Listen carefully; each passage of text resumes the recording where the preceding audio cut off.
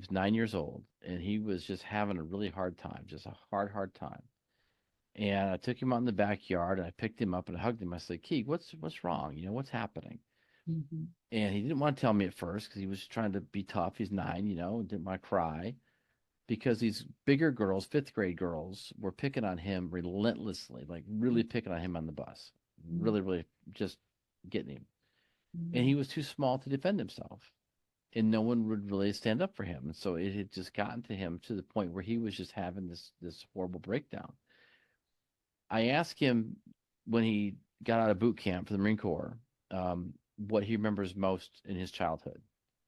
And he said, "There's a lot of things, Dad, of course, but he goes, there was one thing that really stands out to me."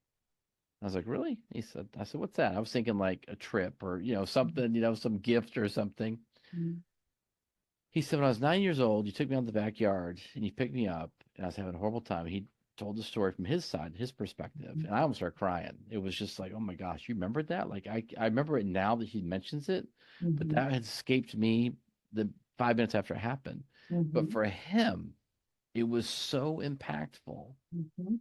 that now at 20 years old, that's one of the biggest memories he has is when he was in a really down place. Mhm. I was there for him. And I think, you know, I'm sure a lot of parents are, but I think for a lot of kids today, especially the ones that we're specifically talking about, Mhm.